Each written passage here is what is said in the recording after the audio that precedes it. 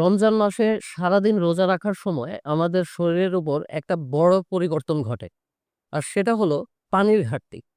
অনেকেই ভাবেন ইফতারের সময় কয়েক গ্লাস পানি খেয়ে নিলেই শরীর আবার স্বাভাবিক হয়ে যায়। কিন্তু বাস্তবে বিষয়টা এতটা সহজ নয়। রমজানে অনেকেই মাথা ঝিমঝিম করা, দুর্বল লাগা, মাথা ব্যথা, ঠোঁট শুকিয়ে যাওয়া কিংবা প্রস্রাবের পরিমাণ কমে যাওয়ার মতো সমস্যায় ভুগে থাকেন। অনেক সময় তারাবির সময় দাঁড়িয়ে থাকতে কষ্ট হয়, শরীর ভারী লাগে বা মনোযোগ ধরে রাখা কঠিন হয়ে যায়।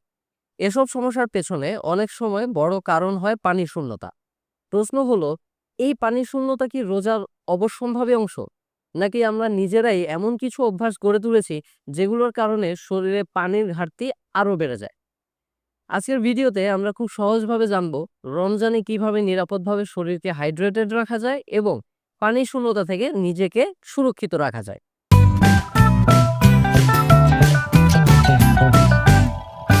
আসসালামু আলাইকুম, আমি ডক্টর গাজী সাজ্জাদ হোসাইন।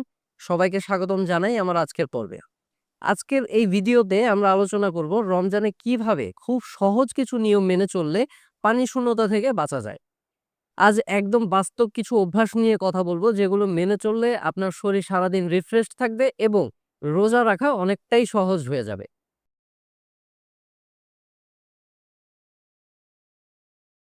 অনেকে মনে করেন সারাদিন পানি না খাওয়ার কারণেই পানি শূন্যতা হয়, কিন্তু বাস্তবে বিষয়টা শুধু এতটুকুতেই সীমাবদ্ধ নয়। রমজানে আমাদের শরীর স্বাভাবিকের তুলনায় বেশি পানি হারায়, ঘাম, শ্বাস প্রশ্বাস এবং প্রস্রাবের মাধ্যমে। এর সঙ্গে যদি ইফতারে অতিরিক্ত লবণাক্ত খাবার, ভাজা পোড়া বা মিষ্টি জাতীয় খাবার খাওয়া হয়, তাহলে শরীর থেকে পানি আরো দ্রুত বের হয়ে যায়। আবার অনেকেই ইফতারের পর থেকে সেহেরি পর্যন্ত পর্যাপ্ত পানি পান করেন না। ফলে শরীরের ভেতরে পানির ঘাটতি ধীরে ধীরে বাড়তে থাকে। এর ফলেই মাথা ব্যথা, দুর্বলতা, মুখ শুকিয়ে যাওয়া, এমনকি মাথা ঘোরার মতো সমস্যাও দেখা দিতে পারে।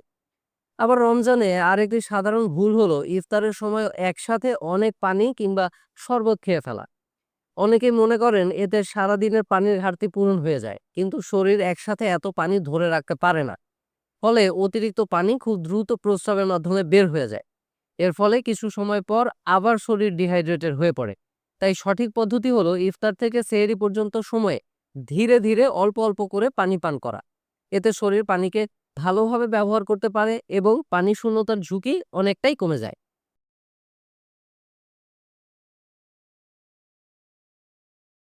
রমজানে শুধু পানি খেলেই যে শরীর পুরোপুরি হাইড্রেটেড থাকবে, বিষয়টা সবসময়ই এমন নয়।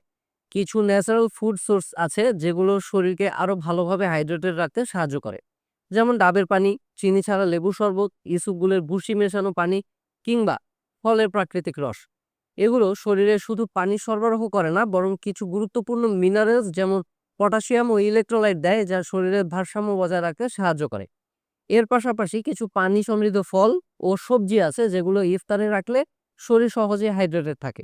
যেমন শসা, টমেটো, তরমুজ, বাঙ্গি, কমলা, মালটা বা আঙ্গুর। এগুলোর মধ্যে প্রাকৃতিকভাবে অনেক পানি থাকে, যা শরীরকে সতেজ রাখতে সাহায্য করে। চাইলে ইফতারে এক বাটি ফলের সালাদ বা শসা টমেটোর হালকা সালাদও রাখতে পারেন। সবজি কিংবা মুরগির স্যুপ ও শরীরে পানি ধরে রাখার খুব ভালো একটা অপশন। ইফতারে টক দই খাওয়াটাও খুবই ভালো।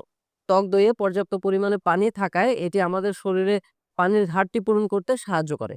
এই পানীয় ও খাবারগুলো শরীরকে শুধু হাইড্রেটেডই রাখে না, বরং হজমেও সাহায্য করে।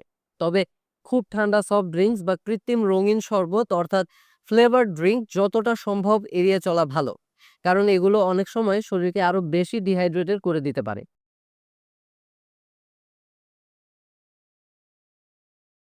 রমজানে কিছু খাবার আছে যেগুলো শরীরে পানির ঘাটতি আরো বাড়িয়ে দিতে পারে। যেমন অতিরিক্ত লবণযুক্ত খাবার, বেশি মশলাযুক্ত ভাজা পোড়া, অতিরিক্ত মিষ্টি বা খুব ঝাল খাবার। এই খাবারগুলো শরীরে তৃষ্ণা বাড়ায় এবং শরীর থেকে পানি দ্রুত বের হয়ে যেতে সাহায্য করে। বিশেষ করে ইফতারে যদি এই ধরনের খাবার বেশি খাওয়া হয়, তাহলে রাতে শরীর আরো ক্লান্ত হয়ে পড়ে এবং পরের দিন রোজা রাখাটা কঠিন হয়ে যায়। আমরা অনেক সময় সেহেরিতে বেশি পরিমাণে গরুর মাংস, খুব ঝাল মশলাদার তরকারি, কাবাব কিংবা ভাজা পোড়া খেয়ে ফেলি, যা শরীরে পিপাসা বাড়িয়ে দেয়। আবার অনেকেই সেহেরিতে চা বা কফি খাওয়ার অভ্যাস রাখেন, কিন্তু এগুলোর মধ্যে থাকা ক্যাফেইন শরীর থেকে পানি বের করে দেয়, ফলে শরীর দ্রুত ডিহাইড্রেটেড হয়ে পড়ে। এর পাশাপাশি অতিরিক্ত লবণ দেওয়া আচার, চিপস বা প্রসেসড খাবার, ইনস্ট্যান্ট নুডলস সফট ড্রিঙ্কস বা কৃত্রিম এনার্জি ড্রিঙ্কও শরীরে পানির ঘাটতি বাড়াতে পারে। তাই রমজানে ইফতার ও সেহরির খাবার বেছে নেওয়ার সময় যতটা সম্ভব ভারসাম্য রাখা খুবই গুরুত্বপূর্ণ, যাতে শরীর সারাদিন পর্যাপ্তভাবে হাইড্রেটেড থাকতে পারে।